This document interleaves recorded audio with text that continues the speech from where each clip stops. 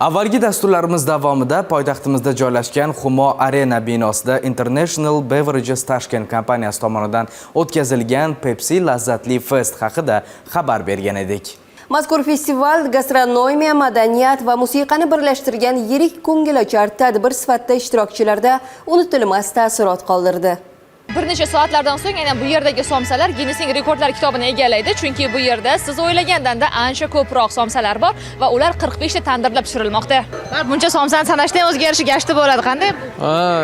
Shu tandir o'zidan shuni olib kelishyapti, sira taxlab tashamiz. Somsalar tayyor bo'lguniga qadar esa biz sizni boshqa dasturlar bilan tanishtiramiz. Bu yerda turli davlatlarning maxsus pavilyonlari tashkil etilgan va u yerga kirishingiz bilan siz o'zingizni o'sha mamlakatdagidek tasavvur qilasiz. Bundan men rekord taomlar pishirilyapti. Tatib ko'rdingizmi hammasida? Tatib ko'rdik, faqat bittasini tatib ko'rolmadik. Lavashi, chet el dedik va lag'monga yetib keldik kecha. Mazasi prям bomba. Bugun endi somsa yeb ko'ramiz. Kecha keldik, mana bugun ham yana keldik. Juda ham a'lo darajada o'tyapti. Bizga juda ham yoqdi. O'zi 22 kundan beri aytadilar, yurdi, bugunga nasib qilgan ekan. Pepsi lazzatli festning konsert dasturlari ana shunday yuqori kayfiyatda davom etyapti.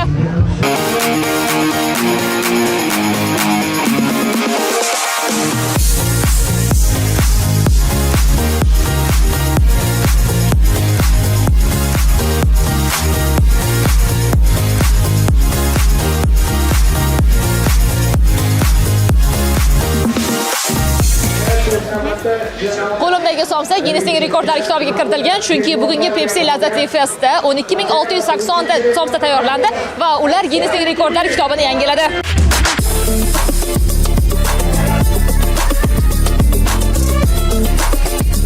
Buning bilan 3 kunlik Pepsi lazzatli fest o'z nihoyasiga yetdi. Zarnigor To'lib, Boxinjon Normurodov, ovozi informatsion dasturi uchun